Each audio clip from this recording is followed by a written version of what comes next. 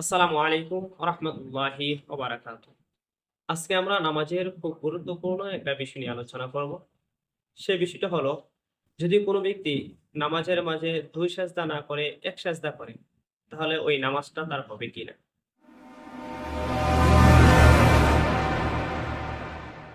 তো আমরা জানি যে নামাজের প্রত্যেক রাকাতেই ২ টা সেজদা করা ফরজ।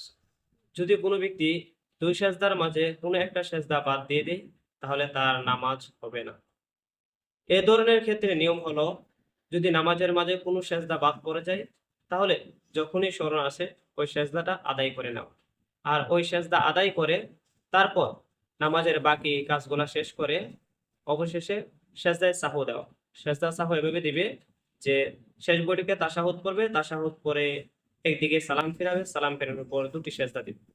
২ টি সেজদা দেওয়ার পর আবার তাশাহুদ, দুরূদ শরীফ, দোয়া মাসুরা পড়ে নামাজ শেষ করবে।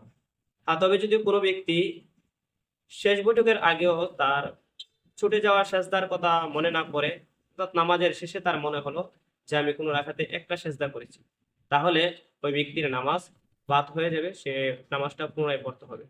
অথবা যদি কোনো ব্যক্তি নামাজে এক সেজদা করে, এক সেজদা করার ফলে সে নামাজের মাঝে তার স্মরণ আসা সত্ত্বেও সে শুধু সাহু সেজদা দিয়ে নামাজ শেষ করে, তাহলে তার নামাজ হবে না।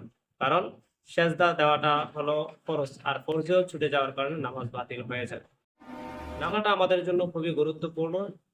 এই মাসালাগুলো স্বাভাবিকভাবে আমরা যারা নামাজ পড়ে সম্মুখীন হয়ে থাকি, তাই মাসালাটা আমরা শেয়ার করে আমাদের টাইমলাইনে রেখে দিব, যাতে করে যখনই এই সমস্ত মাসালার সম্মুখীন হই, খুব সহজে আমরা মাসালাটা দেখে নিতে পারি। আল্লাহ পাক রব্বুল আলামিন আমাদেরকে উত্তম রূপে নামাজ পড়ার তৌফিক দান করুন। আমিন।